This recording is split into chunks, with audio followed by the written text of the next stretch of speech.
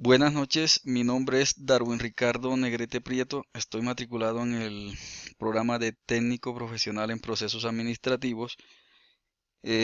La noche de hoy voy a hablar de la organización de la documentación, conceptos básicos. ¿Por qué es importante organizar los documentos? Tener un archivo ordenado y al día quizás sea una tarea no muy agradable tanto en las empresas como a nivel personal. No tenerlo ordenado nos dificultaría encontrar un documento determinado que necesitaríamos con alguna urgencia.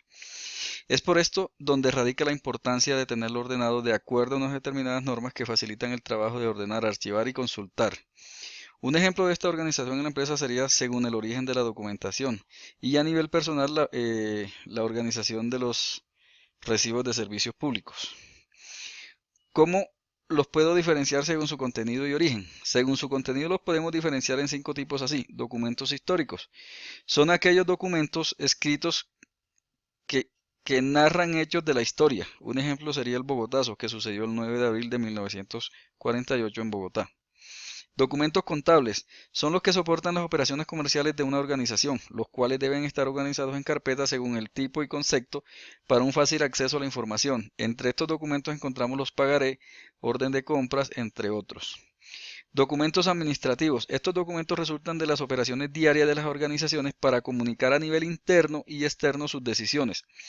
Un ejemplo de este tipo de documentos son las actas, convocatorias, avisos, autorizaciones, etc. Documentos mercantiles son los documentos resultantes de las transacciones comerciales que ayudan a poner de acuerdo a dos partes intervinientes.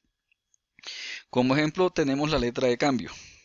Documentos notariales son los que se hacen auténticos y legales a través de la firma de un notario. Por ejemplo, el extrajuicio autenticado. Según su origen. Según su origen los documentos pueden ser públicos y oficiales. Son los que expiden los funcionarios públicos y que están debidamente autorizados o tienen la competencia de acuerdo a la ley. Un ejemplo también es la escritura pública de este tipo de documentos. Documentos privados. Los documentos privados son aquellos que elaboran los particulares en ejercicio de sus actividades sin la intervención de un funcionario público. Un ejemplo son las constancias de trabajo. Aunque aquí los documentos privados también suelen convertirse en documentos públicos cuando hay la intervención de un funcionario público. ¿Qué factores y elementos debo tener en cuenta en mi organización para recibir los documentos de acuerdo a las normas vigentes? Los elementos fundamentales a tener en cuenta en mi organización, que es el ICONTEC, es su estructura orgánica, en los que tienen que ver con el organigrama, que es donde establecen las líneas de mando y el orden jerárquico. Igualmente debo tener en cuenta la cultura corporativa, que hace referencia a la misión, visión, valores, principios y políticas del instituto. Asimismo, estos aspectos, como la norma técnica colombiana ISO 9001 sobre los sistemas de gestión de calidad, requisito de la documentación numeral 4.2, que habla de la forma de cómo se deben organizar la documentación, en este caso la correspondencia. Igualmente, la ley 527 de 1999, Diario Oficial número 43.673 del 21 de agosto de 1999, por medio de la cual se define y reglamenta el acceso y uso de los mensajes de datos, del comercio electrónico y de las firmas digitales, y se establecen las entidades de certificación y se dictan otras disposiciones. ¿Cómo puedo verificar la correspondencia tanto física como electrónica recibida?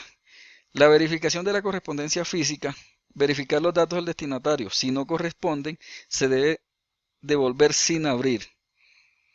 Los sobres, abrir los sobres con tijeras por el lado derecho para comparar la fecha que trae el documento con la que está impresa en el sobre. Por el sello del correo, si son muy distanciadas, es prudente pegar el sobre al documento con gancho de cocedora. ¿Para qué esto? Para que podamos determinar a ver qué tanto hay en la elaboración del documento con el recibo del mismo.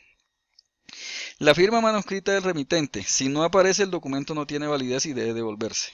La dirección del remitente, si no la trae el documento, debe conservar el sobre, que es pues donde normalmente trae la dirección la correspondencia. La inclusión de anexos u otros documentos, si falta o sobran anexos, se anota en una nota con el documento y se informa a la empresa remitente. Verificar la correspondencia electrónica, verificar los datos del destinatario. Si no corresponden, se debe reenviar sin abrir los datos adjuntos. Verificar la firma digital, que es un valor numérico que se adhiera al mensaje de texto al mensaje de datos y que utilizando un procedimiento matemático conocido, vinculado a la clave del iniciador y al texto del mensaje, permite determinar que este valor se ha obtenido exclusivamente con la clave del iniciador y que el mensaje inicial no ha sido modificado después de efectuar la transformación. La normatividad que rige este respecto se encuentra en la Ley 527 de 1999, como dije anteriormente. ¿Qué significa esto? Que con la clave que genera pues el sistema nos permite a nosotros saber si el documento ha sido modificado o no previamente.